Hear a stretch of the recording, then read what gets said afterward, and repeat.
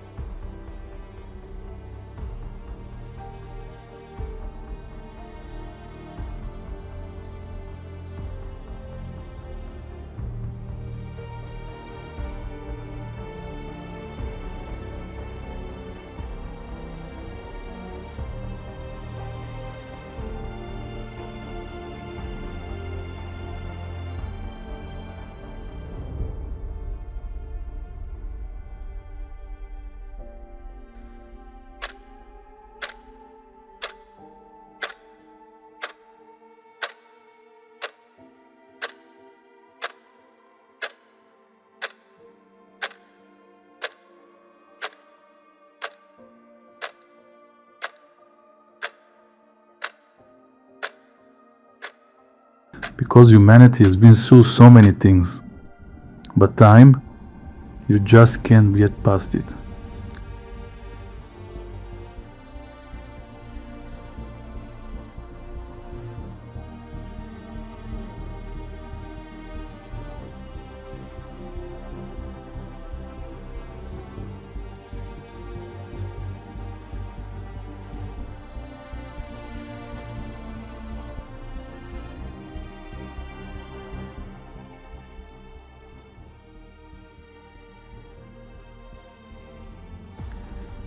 What does that mean? Reality, which is time, time is life, it is reality. It will always rule over us. That's how it has always been, and no one can really control it, to truly rule over time.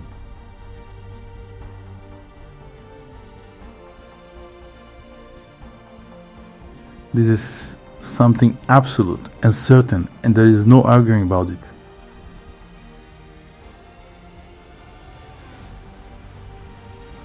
So since that's the way it is, there are many different sides and aspects to talk about when it comes to time. And today I wanted to talk about one simple aspect.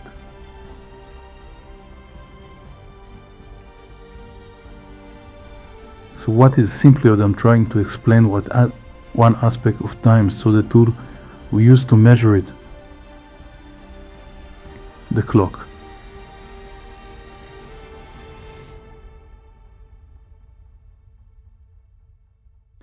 Because that's what a clock really is, a tool that measures time. Throughout human history, we've come up with all kinds of tools to measure time. Sundials, then the era of water clocks, then the hourglass.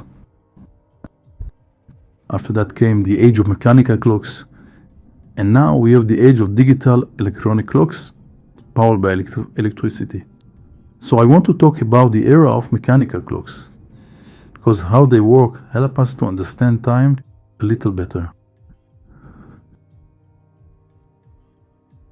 That is not really the case with today's digital clocks. Even though they show time, everything is hidden inside in a tiny chip, so the eye will have a hard time seeing it. So let's take the mechanical clocks, talk about them, and see how they work. So I can say that every clock, and now we are talking about the mechanical clocks, has two systems. The first is the gear system. What is a gear? Like in a car, these are the moving wheels with teeth that turn each other and pass motion along. Eventually, the hands of the clocks are attached to gears, and that's how they show the time. The second system is basically the energy system, the part that gives power to the gear system so it can work. So these are two systems, one system that gives the energy and the other the gear system.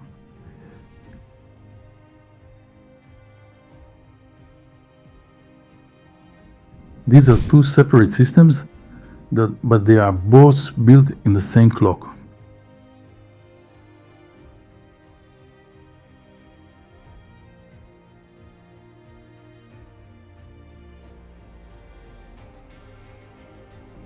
Now, let's talk about the period in which people managed to invent wonderful mechanical clocks with such amazing wisdom. The first type of clock was called the pendulum clock with weights.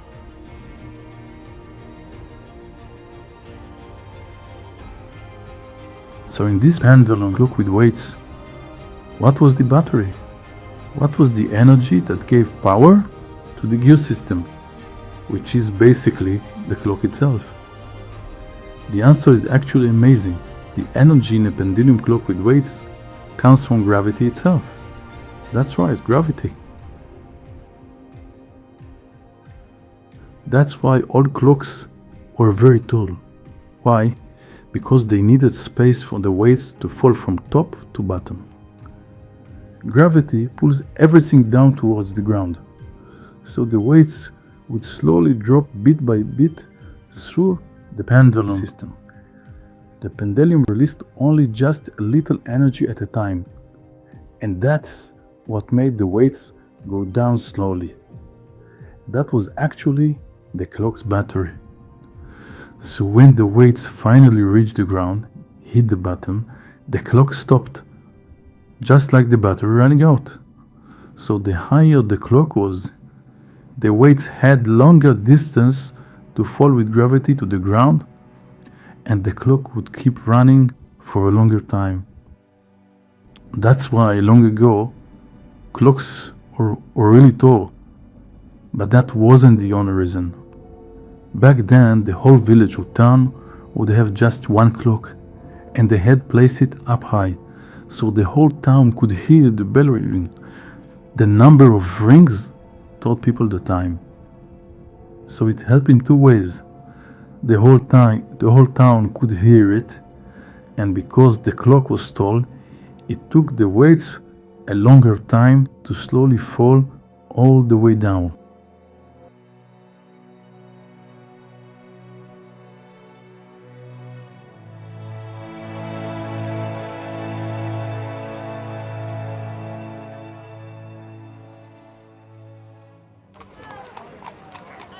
Later on, a more modern time began.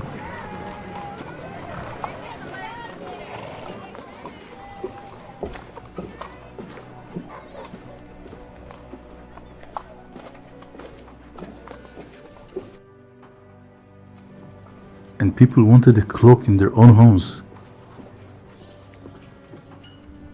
The clocks were still kind of tall. Why tall? For the same reason. So the battery would last longer, and the weights would have more time to fall all the way down. So what did they come up with next? They invented another type of clock, still with a pendulum, but instead of weights, the battery was a spring. What does that mean? They take a long strip of metal and wind it tightly into a little round metal case called a spring box. And then all the energy in the spring just wanted to burst out at once. So they slowed it down little by little, just like with the weight. And this invention, the spring, gave us a big advantage. You didn't need the clock to be tall anymore. That's how smaller clocks began. Clocks you could put on a dresser or table. Smaller clocks appeared because the power of weights was now replaced by the power of the spring. Same idea. So what can we learn from this? Let's take a simple situation. Let's say we are working with either a weight or a spring. Now if we take a spring, meaning we take a thin but long piece of metal, like a meter long, and we start winding it tightly in opposite direction until it reaches the point where if I just move my finger away, it will snap back with this whoosh in a second. And it could even hurt someone just from how badly it wants to return to its original state. its root to break free completely. And if we take a clock that runs with weights and I remove the pendulum, the weights will crash to the ground in a second. Boom, right? If you throw a piece of metal up in the air, it falls down to the ground right away. From this we learn that inside the clock there are two opposite forces, and these two opposite forces together move one axis, the clock's axis of time, in one direction.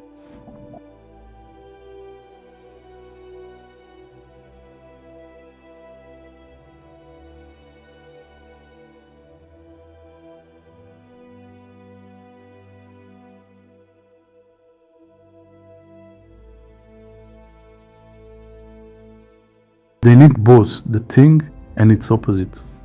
Why? Like we said before, if you remove the pendulum, even if you build the clock tower all the way up to the moon, giving the weights a lot of time to fall, they will hit the ground in 2 seconds and the clock won't be able to move. Same with the spring. So what do we need? What kind of force is needed now? This force that wants to burst out, whether it's the weight pulling down towards the earth to gravity, or the spring pushing to release and go completely loose, that's called the chasing force or the driving force. It chases after its purpose, towards where it's drawn. But for every chasing force like that, you need another force.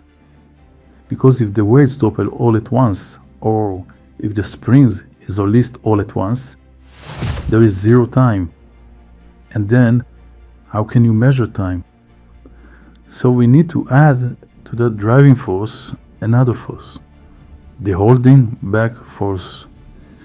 This slowing force holds it back gear by gear, little by little, slowing down the pushing force, the chasing force. That way, we get a force that always wants to push forward, whether it's the spring that wants to unwind or the weights that want to fall to the ground, but against it we place the opposite gear that regulates the movement of the chasing force. This is the holding back force. And this slowing force makes the bursting force move in time. Tick-tock, instead of all at once, and then nothing comes of it. So we can see, and I don't want to go into the mechanic things. Simply put, there are two opposite forces. The driving force, which is the energy, along with the opposite force, the resisting one, which controls and balances the energy. These two opposite forces together create the end of time. Time itself. They make time move in one direction. It measures times for me. Tell me what time it is and whatever the thing is. And that's what inside the clock. But the clock, it isn't just something that measures time. It measures times for us, yes, but it also does something more. It measures life itself. Because life is time.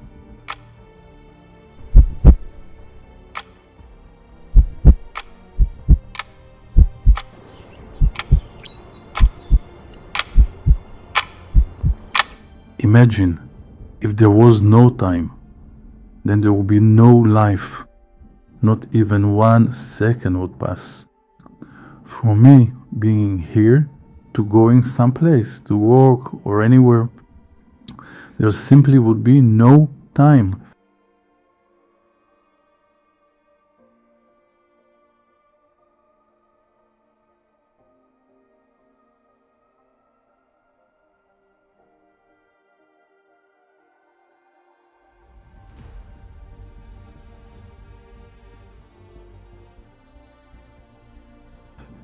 So we see that the clock not only helps me measure time, it actually determines reality, life itself, and the time of all existence, which is our life. So it's easy to see that if this is how it works, then the same is true when a man and a woman decide to bring a child into the world. The seed, the sperm, let's call it the plus, it is the driving force, the chasing force. It hits the egg. Let's call that the minus. And we see that when these two opposite forces come together, they create life. They create time. Because what is life really? It's time, right? At first, the baby starts to grow in the womb. Then is born and then he grows up. We see that this unbelievable meeting of a thing with its opposite is what gives birth to time. And that's what basically gives birth to life. So just as an example, in the beginning, meaning before any of us came into the world, the whole driving force was completely loose, as if the weight was already lying on the ground and the spring was released, like a plain piece of metal. Why? Because we came from life that's beyond time. I'm just saying all this as an example to explain it simply. Now in the womb, after the plus and the minus, the thing and its opposite met, and out of that meeting a new life was born, a new time was born. So again, in this example, it's like the baby in the womb starts to fill with energy. Just like in the example with the spring, when at first the spring is totally loose, the metal is totally slack. But as the baby starts to form in the womb, it's like he starts winding up his spring in the opposite direction from him, so that by the time the baby comes out, he will have a purpose, a certain amount of will to move around within the world of time. Because if that child was born with a slack loose spring, he wouldn't want to move around. He would just stay still and wouldn't move, because he couldn't move. So we see that when the baby comes out of the womb, inside him, just like in our example, there is a spring inside him that's been tightly wound up, and that already makes the child want something. What does he want? He wants to eat. Because if his spring was slack, or if the weight had already hit the ground, even if he was hungry, he would not be able to express it, because he wouldn't have the will to show that now he's crying. So now, once the baby is out in the world, that little spring inside him starts to unwind. And if that spring would unwind without a force holding it back, what would happen? The baby would die in a second, because all the spring we would up in the opposite direction would snap back all at once, and life would be over for the baby, for us, for the whole world. So what really happens? The second the baby comes into the world, who comes to help him make sure his spring won't fully unwind, or that his weights won't drop all the way down in a second, which would mean no life at all? Who comes to help him? Reality. What is reality? Absolute reality. It's not reality created by what we have done. It's reality that always right here before us, and it has absolute awareness. It's not random, and it adjusts itself to every single person, to every living being.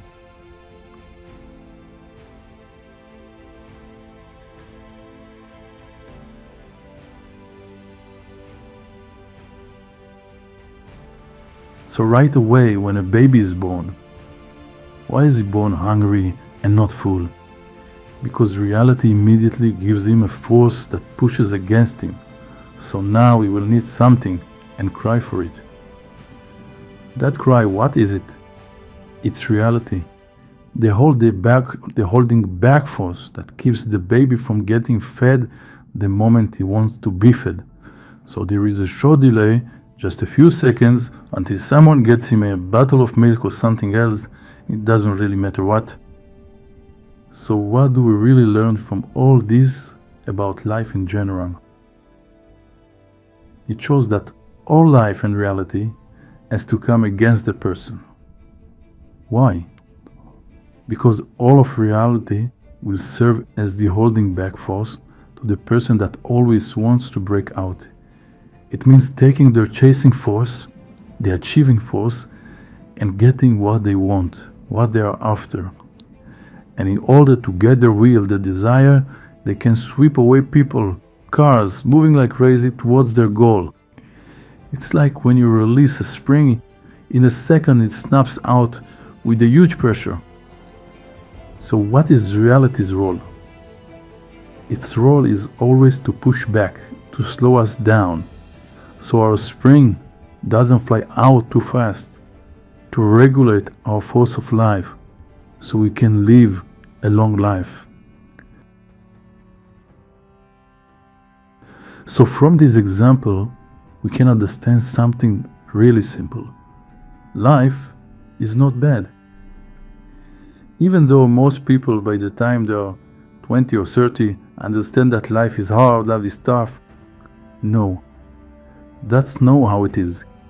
If life didn't come against us, that opposing force, the opposite force, the one that holds us back, then a person would release all their cravings and desires in a single moment, and they would die within a day or two.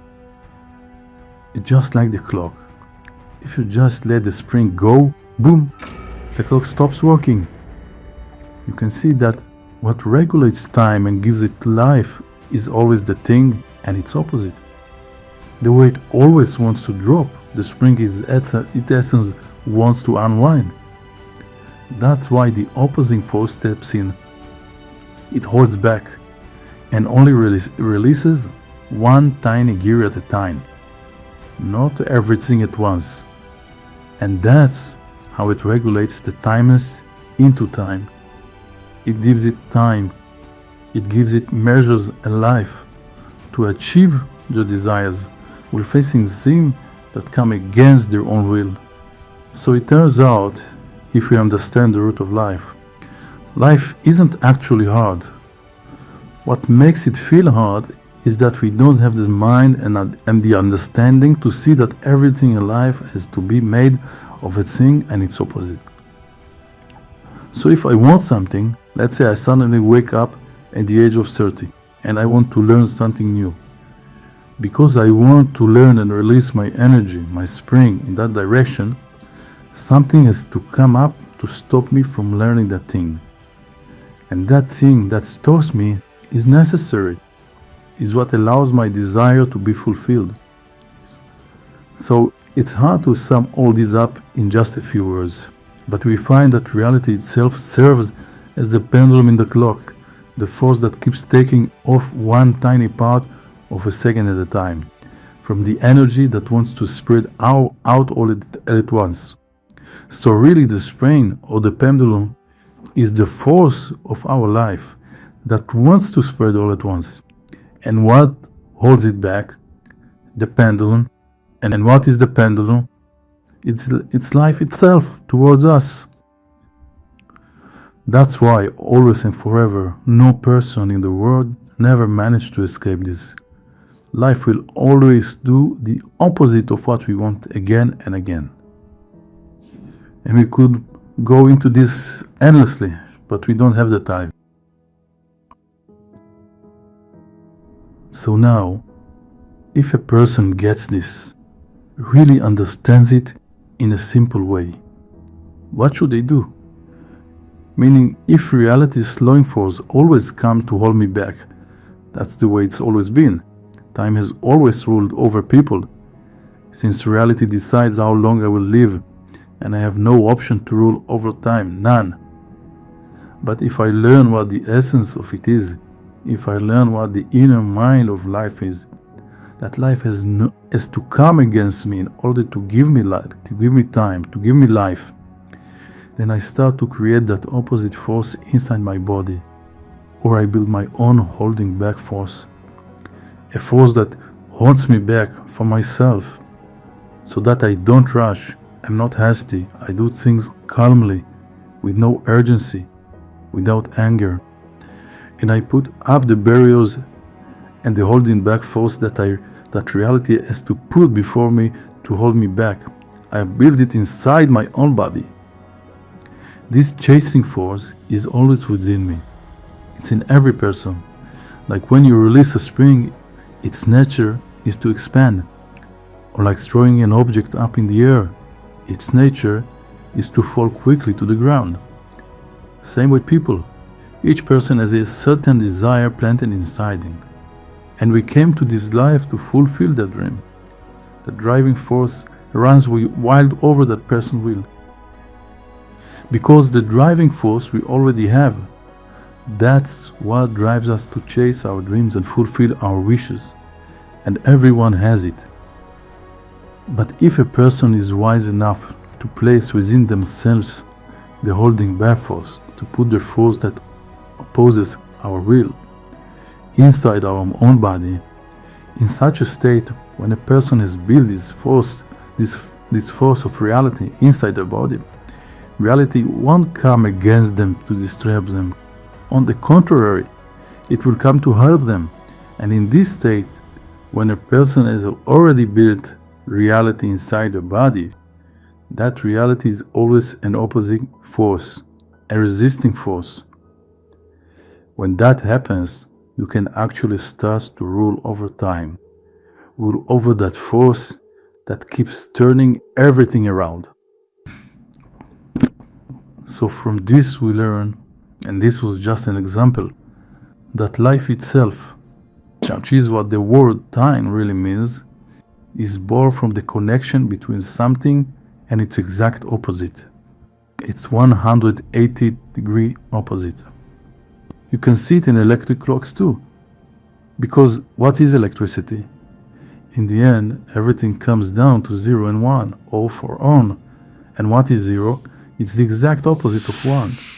And what is 1? The exact opposite of 0. And so it is in each and everything in life. That's why when we lack the wisdom and the understanding of time, we call the two poles that makes time, what do we call them? Past and future. That too is a thing and its opposite. Meaning past and future are rooted in chasing force and the holding back force when they meet. From there time begins. It will, if we understand, just like we saw in the clock, its hand can move forward, steady, constant, and in one direction, just like the reality of our life. And this happens only because of what we don't see inside the clock. The two opposite forces constantly hit each other.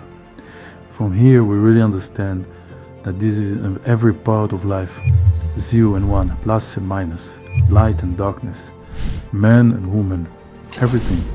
From this we understand there is no real past, no real future. It's all a perception of our mind.